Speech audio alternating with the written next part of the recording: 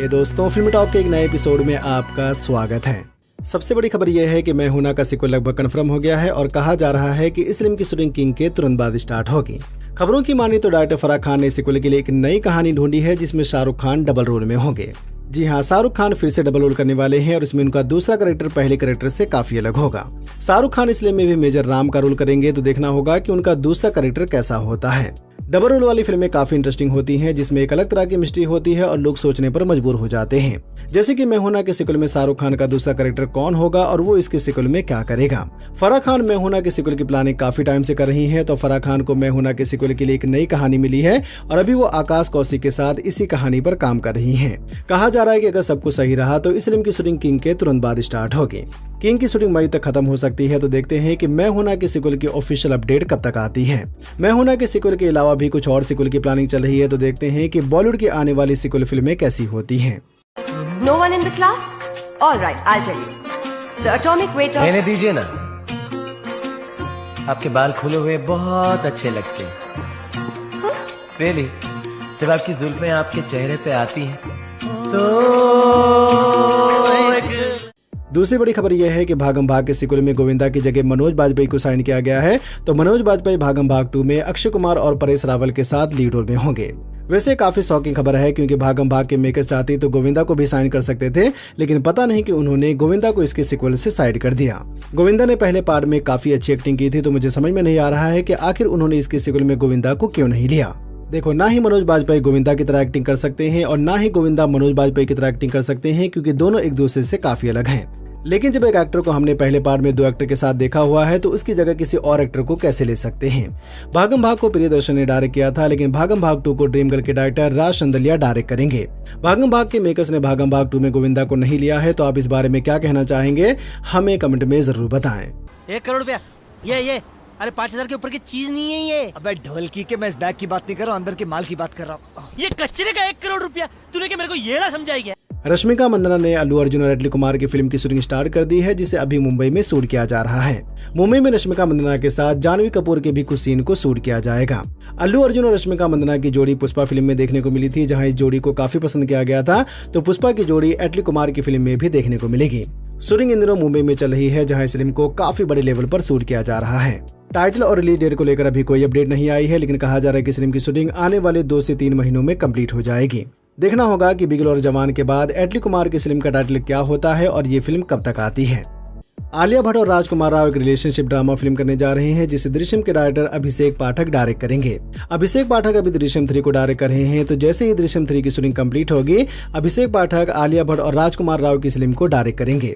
Film का नाम house wife होगा, जिसमें आलिया भट्ट एक हाउस वाइफ के रोल में होंगी और इस फिल्म की कहानी एक मैरिड कपल के इर्द गिर्द घूमती हुई नजर आएगी। हाउस वाइफ की शूटिंग सितंबर में स्टार्ट होगी, तो ये फिल्म 2027 के शुरू में रिलीज होगी। आयुष्मान खुराना की आने वाली फिल्म पति पत्नी और वो 2 की रिलीज डेट पोस्टपोन हो गई है। पति पत्नी और वो 2 4 मार्च को होली के मौके पर आने वाली थी, लेकिन पोस्ट प्रोडक्शन में देरी की वजह से अब ये फिल्म 4 मार्च को नहीं रिलीज होगी। पति पत्नी और वो 2 2019 में आई पति पत्नी और वो की सीक्वल है, लेकिन इस फिल्म की कहानी पिछली फिल्म से काफी अलग होगी, जिसमें आयुष्मान खुराना के साथ सारा अली खान, वामिका गब्बी और राकुल प्रीत सिंह लीड रोल में होंगी। F2, F3 और संक्रांति की वसनम की सफलता के बाद डायरेक्टर अनिल रविपुड़ी की अगली फिल्म में भी वेंकटेश लीड रोल में होंगे। वेंकटेश के साथ अनिल रविपुड़ी की अगली फिल्म में मलयालम एक्टर फहद फासिल को भी साइन किया गया है, जो इस फिल्म में एक बहुत ही खास रोल में नजर आएंगे। मानवशंकर वारा प्रसाद गुरु की सफलता के बाद डायरेक्टर अनिल रविपुड़ी ने कहा था कि वो संक्रांति 2027 के लिए भी तैयार हो रहे हैं, तब उनकी अगली फिल्म और उसके लीड एक्टर कन्फर्म हो गए हैं। बताया जा रहा है कि ये भी एक फैमिली ड्रामा फिल्म होगी और उस फिल्म की कहानी एक जीजा और साले के इर्द गिर्द घूमती हुई नजर आएगी। जीजा और साले की दोस्ती और दुश्मनी काफी टक्कर की होती है, तो देखना दिलचस्प होगा कि डायरेक्टर अनिल रविपुड़ी के इस फिल्म की कहानी कैसी होती है। शूटिंग जून के महीने में स्टार्ट होगी, तो ये फिल्म 2027 में संक्रांति के मौके पर रिलीज होगी। डायरेक्टर विक्रम कुमार ने दूथा सीजन 2 की कहानी लॉक कर ली है और कहा जा रहा है कि दूथा सीजन 2 का प्री प्रोडक्शन स्टार्ट हो गया है। 2023 में आई दूथा एक तेलुगु मिस्ट्री थ्रिलर सीरीज थी, जिसे लोगों ने काफी पसंद किया था। तो अब दूथा सीजन 2 का प्री प्रोडक्शन स्टार्ट हो गया है और कहा जा रहा है कि सीजन 2 की शूटिंग आने वाले कुछ दिनों में स्टार्ट होगी। सीजन 2 में भी नागा चैतन्य लीड रोल में होंगे, जो एक बार फिर से सागर के रोल में नजर आएंगे। अभी ज्यादा अपडेट नहीं आई है, तो देखते हैं कि दूथा सीजन 2 से जुड़ी बाकी अपडेट कब तक आती है। एक और बड़ी खबर यह है कि पायरेट्स ऑफ द कैरिबियन के makers pirates of the Caribbean की अगली फिल्म के लिए 1917 फिल्म के राइटर क्रिस्टी विल्सन कैरेन से बात कर रहे हैं। बताया जा रहा है कि पायरेट्स ऑफ द कैरिबियन की एक नई रिबूट होगी और इस बार की कहानी जैक स्पैरो के बेटे के इर्द गिर्द घूमती हुई नजर आएगी। जी हाँ, लेकिन जैक स्पैरो का बेटा कैसे आता है और उसकी क्या कहानी होगी तो वो हमें आने वाले कुछ दिनों में पता चलेगा। जैक स्पैरो के बेटे की कहानी एक नया कॉन्सेप्ट होगा और लोग इस कहानी को जरूर देखना चाहेंगे। पायरेट्स ऑफ द कैरिबियन की अगले फिल्म की खबर पिछले कुछ सालों में काफी बार आई है, लेकिन शायद जॉनी डेप इस फिल्म को नहीं करना चाहते हैं। तो जॉनी डेप के मना करने के बाद अब डिज्नी ने एक नया रास्ता निकाला है और वो इस फिल्म में जैक स्पैरो के बेटे की कहानी दिखाएंगे। देखना दिलचस्प होगा कि जैक स्पैरो के बेटे के रोल के लिए किसे साइन किया जाता है और ये फिल्म कब तक आती है। वंडर मैन सीजन 1 की सफलता के बाद मार्वल स्टूडियो अब वंडर मैन के सीजन 2 की प्लानिंग कर रहा है।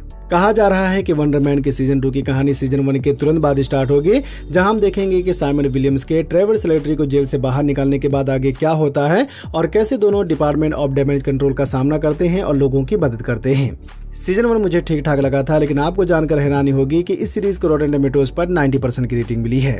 तो अगर आपने अभी तक इस सीरीज को नहीं देखा है तो आप अभी इस सीरीज को जियो हॉटस्टार पर हिंदी में भी देख सकते हैं। तो पकड़े जाएंगे, हम उस रास्ते से नहीं जाएंगे। फिर किस रास्ते जाएंगे?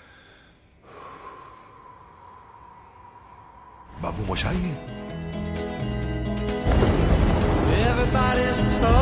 प्राइम वीडियो की mystery thriller series from season 4 का पहला टीजर आ गया है और साथ ही इसकी ऑफिशियल रिलीज डेट भी कंफर्म हो गई है।